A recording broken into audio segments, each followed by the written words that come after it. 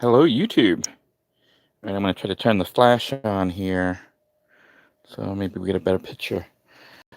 This is, I think, day 6 since my diagnosis with diabetes. I still haven't met with the dietitian yet. Going to be doing that this week. But I've been trying to adjust my diet to basically eat somewhat better until I can talk to the dietitian.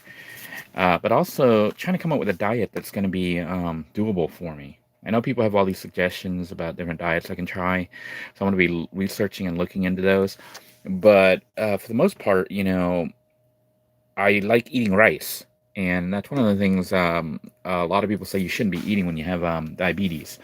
But I've cut the amount dramatically, like what you see on here, which probably looks pretty large for Caucasians.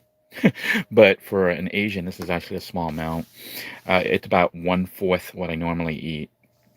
Um, I had some TV dinners in the freezer that I want to use up, and these things are like notoriously bad. This is yeah, I have it upside down because I got the food partially cooked in there, and I'm going to be refreezing it. But this is um it's what, Meals Made Mega. It's like, hey Kira, how are you? This is a TV dinner that they have in America. It's like Meals Made Mega, so it's like a supersized TV dinner. But if you look at the nutrition facts on it, it is like pretty bad. It says this meal here, one meal, has 700 calories. Total fat is 42 grams, 54% of the daily value recommended for an adult. Saturated fat is 70%, which is bad. Trans fat, 0. Cholesterol is 170 milligram, which is 57% of your daily recommended. So just this meal alone is like half of what, more than half what you should be eating each day. Look at the sodium level. 2,590 milligrams. That's 113%. When they make these things, I think they make them to make people sick. The TV dinners and stuff. When you start reading this stuff, you're like, holy schmoly, this is crazy numbers. How can you have more on there for one meal than what's recommended for the entire day? That's a good way to set people up to have issues with salt. Yeah, I normally don't use salt, and I haven't been using too much salt and seasoning because I know it's in the food. And I know, like, a meal like this, salt tends to be really high in sugars. But it says like carbohydrates is only 16%. Fiber is 21%. Total sugars is 1 gram, which is 2% of the recommended. Protein is 55%. So getting a lot of protein from this. But if you read the ingredients, it's got all sorts of crazy stuff. I know the video is probably not picking up too good, but I can't even read half this stuff. It sounds like a chemistry experiment. But anyhow, I wanted to eat it because I need to eat dinner before I go to bed. I'm going to bed early because I had an issue with the neighbor making noises all night last night. And I gotta get up like really early for work, so I only got like 3.5 hours of sleep, which is not good. So tonight I'm going to bed early. After I eat this, I'm going to bed, even though you really shouldn't. Should probably let the food process, get out and walk or whatever, but I can't. It's like wet, raining, dark outside, and I'm exhausted. But I'm going to go ahead and eat because if I don't eat, then I'm going to wake up in the middle of the night starving. So even though like right now I'm not like hungry, I'm not starving. And it's only, my local time is 7:17 p.m. I'm forcing myself to eat because I don't want to wake up in the middle of the night starving. And I don't want to not eat and then go to work tomorrow and be starving at work and feeling really weak. So I'm going to force myself to eat, and then go to bed, which will probably make my sugar go pretty high. But, I'd rather do that in a controlled environment like this where I can control what I'm putting in and knowing what I'm going to do. Because when I wake up tomorrow, because I wake up like really early, I'll have some energy and I'll go into work and, I'll be okay until brunch. Brunch for me is like 8:30, 8 o'clock in the morning, 8 a.m. So anyhow, what I did to try to make it better, it has a lot of gravy and it has 3 huge patties and mashed potatoes. I just took 1.5 patties. And I don't know if you'll notice there's hardly any gravy on it. It's because I patted it down with a paper towel because the gravy's got a lot of sugar in it, I'm sure. you know, and salt, and looking at how high the salt content was and the sugar content. Actually, it didn't look like it had too much sugar content, but I wiped down the gravy just because I think it's going to be better to not eat it with too much of the gravy. And I know this meat is bad. You know, they have all sorts of fillers and stuff in it. So, but I'm going to go ahead and eat it anyway because, you know, I like Salisbury steak. And if I can do this and it still gets the count down, you know, to acceptable level, then this is something I can do and I can still enjoy a bad meal. But instead of eating it all in one setting, I split it in half so I'll have it in two settings. So I took the three patties, made it one and a half, wiped off the excess gravy, and then I'm adding, you know, these meals they make, they don't give you any greens. Have you noticed that? A lot of TV dinners, if they do have greens, it's like really skimpy carrots and sweet peas and corn, all sweet stuff. It's like they designed the food with all the stuff that makes you sick. I mean, I guess it's okay if you're not sick, but if you keep eating it all the time, you're going to get sick because they're giving you way more salt than you need and more fat and more sugars than you need for each day. But anyhow, to make it better, I am adding I'm adding a bunch of Brussels sprouts that I ended up nuking and putting into the rice cooker to kind of semi-steam it. So I'll have Brussels sprouts, which I'm learning to love, and rice, which is supposedly bad, but I've cut, you know, like I said, I've cut it by 3/4 of what I normally eat. And I got high because I ate that much rice, but I don't even think it was the rice. Honestly, I think it was the sugar from the Mountain Dews, because that's when it went haywire. Because see, prior to this diagnosis, I was eating rice like that. You guys know that. You know, I was even cooking in the van and making ribs and eating rice with all that soy sauce and all that. Now, somebody said I was going to get sick, but I didn't get sick, and I was still seeing the doctors back then, and they were taking my blood, you know, readings and stuff, and they said fine, I was healthy, you know, as far as that. It wasn't until I started drinking all that soda at work and then at home. So that's the issue. I'm hoping that I can do this, and I'll probably ask the nutritionist what she thinks about doing something like this. But I think the proof's going to be in the numbers, whether or not we can get the numbers down within normal. I'm trying to get the normal range, basically, so that even though they diagnosed me with diabetes, as far as I'm concerned, I'm back to normal. But the key to it is that I know now that, you know, I triggered the diabetes. So when I eat, I no longer would just grab a box of something like this, nuke it, and eat it. I actually have to read the label. Somebody else was saying that. I'm going to learn to become a label reader. But I can cut it in half, so that already cuts the number in half. And because I'm not using, you know, I'm not eating the mashed potatoes right now, I'll save that for another meal. But that'll cut out some of the salt, you know, and more carbs. If I eat the mashed potatoes, I probably won't have rice with it because that'd be two carbs. So I'm trying to learn to balance stuff, and when they don't give me enough greens, I'm trying to throw in the greens. So we'll see what happens. And you know, yeah. Nesta says a small portion of rice is a big improvement. All Asians eat rice, but we don't all get diabetes. I think honestly, I don't think it's the rice. Asians eat a huge amount of rice. But, you know, they eat greens. They eat a lot of greens, and they eat meats like fish and chicken and some pork. Not that much beef because it's expensive. But Asians also walk a lot, you know, tend to not have a car to drive around everywhere. And a lot of the work may be physical. Like we're talking about like if you're in Asia. I think Asians that come to America have the same problems Americans do, or Asians that move to Europe, you know, because we started eating their foods and behaving like they do. So I know I used to eat so much rice and stuff, and I didn't have any issues. But I used to not drink 7 cans of soda a day. That's when I think the problem occurred. But if it goes back down to normal, I'm not going to increase my rice up, because what I'm finding is as I start to eat a little bit healthier, like more greens, because I used to not eat any greens. I hated greens. The only time I ever ate greens was when I went to the Chinese buffet. Then I would just eat the greens, you know. And then I sometimes made like bok choy and stuff, but a lot of times I didn't make that kind of stuff because I was living in the van or the RV or whatever, and there's just not that much room for storage of fresh produce. And even now, I'm adapting by getting frozen, and stuff like this. But I do have some fresh for like the salads and stuff, and steam some of the fresh stuff. Because I'm forcing myself to try to eat it within 2 or 3 days. But then I'm finding all this food in the fridge I have to eat. So it determines what I eat. And like if I have a bunch of broccoli, I have to eat broccoli every day. Otherwise, it's going to go bad. So I'm trying to come up with a balance of what I can store in my little tiny fridge and what I can actually eat. But this is my dinner. I just wanted to share it with you guys. I'm hoping that it works. MoBang says it's a soda. I feel like crap after drinking soda now. Yeah, soda. I was talking to my boss at work, and we were both talking about this stuff, about soda and stuff. And he was saying, like, for him, it was like a caffeine, too. You have a double whammy. You have the caffeine, and then you have the sugar.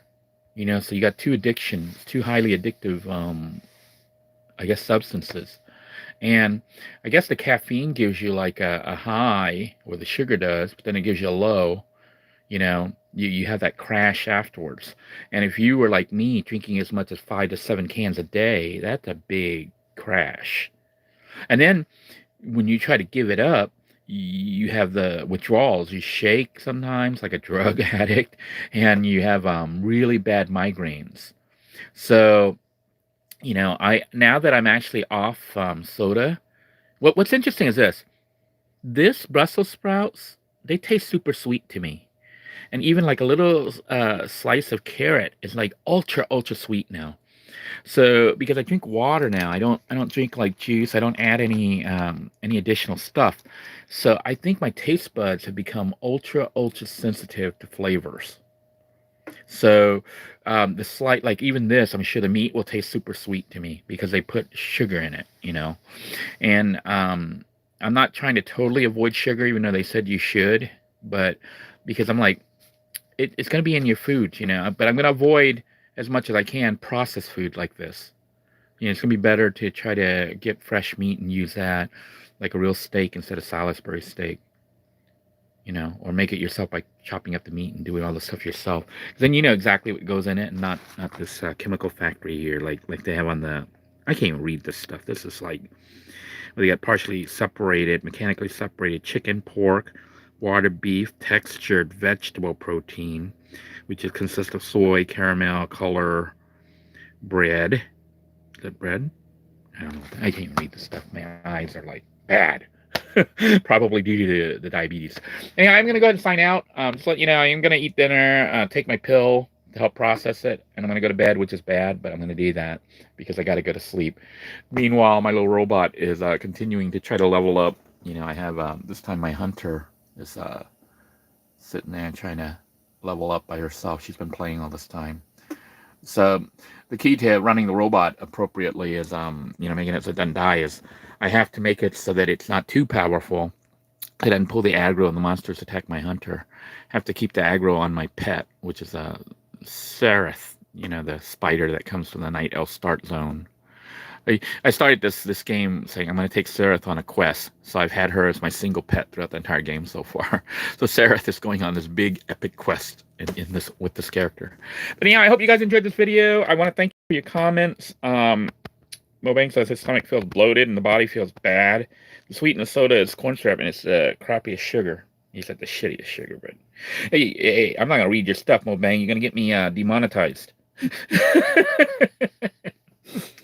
And Kira says fruit juice is really bad as well. It's all the sugar. They say that I was talking about that with my boss too. The CEO of the company, the space agency, and we were talking about it, and because we were both talking about diet, and we were saying that like he was saying, and I believe him, that it's actually okay to have sugar and stuff when it's in the orange or an apple or pineapple or whatever. Where the problem is when you process it. When they squeeze it and they squeeze out all the fibers and all the good stuff, and then they just give you the pure juice with the sugar. So you're getting like super concentrated dose of sugar. And, I think that's when the problem occurs, because we were talking about it, and I was like, from what I'm reading, I'm supposed to avoid all these sugars, but I'm like, God made us like humans eating this stuff. We're made to eat apples. We're made to eat oranges. Okay? Orange juice is actually man-made, where they squeeze it and stuff. And then if you get the kind that comes from the store instead of squeezing it yourself, they add chemicals. They add salt and sugars and other stuff to it. They add things that's coloring. They'll even add coloring.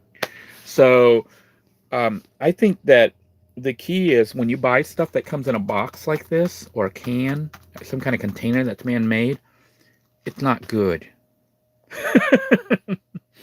Now, am I going to avoid it completely? No, because this is convenient. But am I going to be eating a lot of these? No. I'm keeping this for when my kids here and we don't feel like cooking.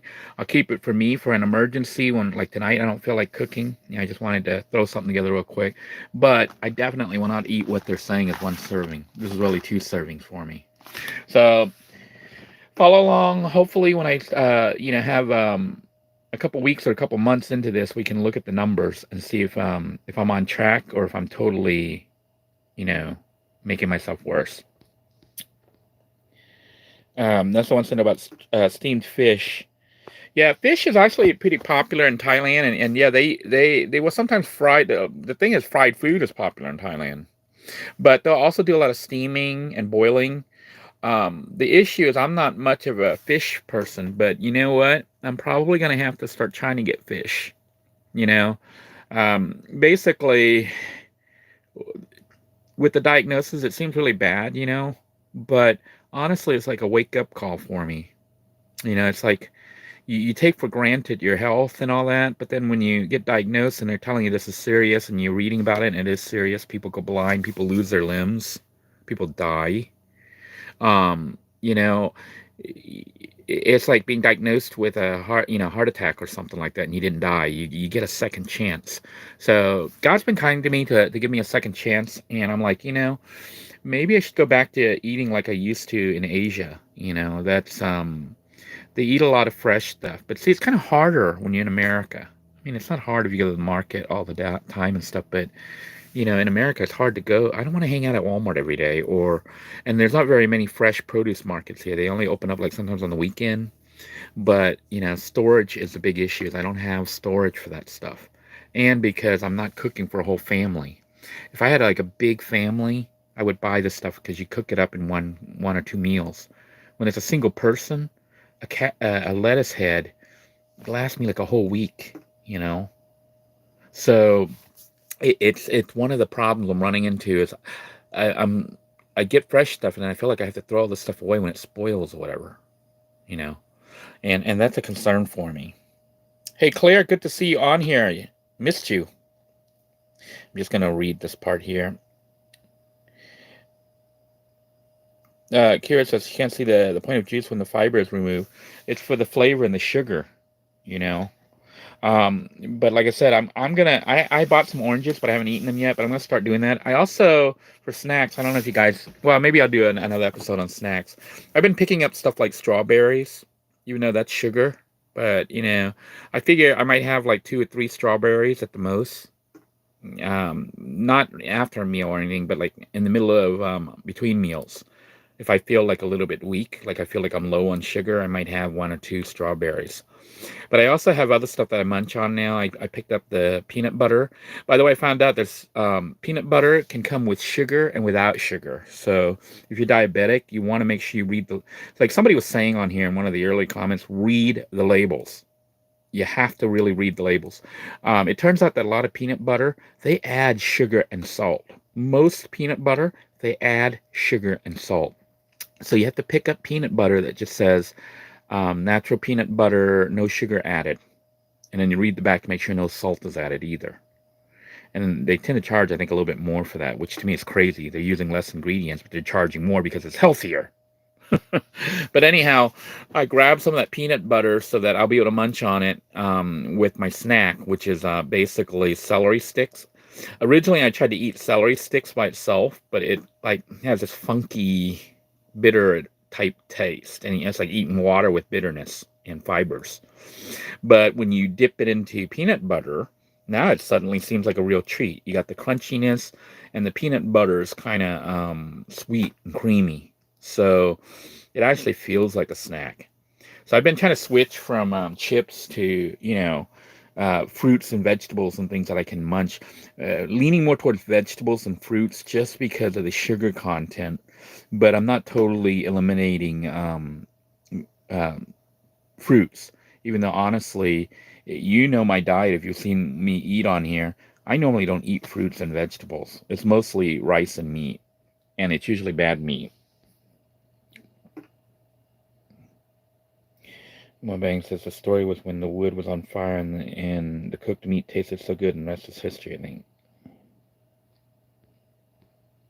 Anyhow, my food is cold. I'm probably gonna have to nuke it because I'm talking to you guys. But I'm gonna go ahead and sign out because I've been talking quite longer than I thought I would. But we're gonna go ahead and sign out. I'm gonna nuke it probably for a minute, and then I'm gonna go ahead and eat it. But wanted to just show you what I'm trying to do to, just some ideas, and it's an experiment. Channel's been a lot of different experiments. Now we get to experiment diabetes. And hopefully what I'm doing will make it so that even if you crave bad stuff, you can at least convert it to semi-acceptable. So until next time, everyone, take care. God bless you all. Stay safe. And if you don't have diabetes or any health issues, be grateful. You might want to think about your health and what you're putting into yourself, because once you go over that line, it's now real. And you got to fix it, or the consequences actually life and death. So until next time, everyone, take care. God bless you all. Stay safe. And I sure appreciate all of you with your kind words and thoughts. I appreciate all the suggestions everybody has made. I know some people disagree with what diet works, what works, meat or no meat, veggies, no veggies, this type of that, this diet. It's okay to disagree. And I think it's okay to post about it, because then people can kind of read it and hopefully make up their own mind. Not everyone's going to agree on everything. And I don't know which one's best. I only know right now I'm experimenting for myself, because I got to change my whole lifestyle. So until next time, everyone, take care. God bless you all. Please stay safe. Bye-bye now.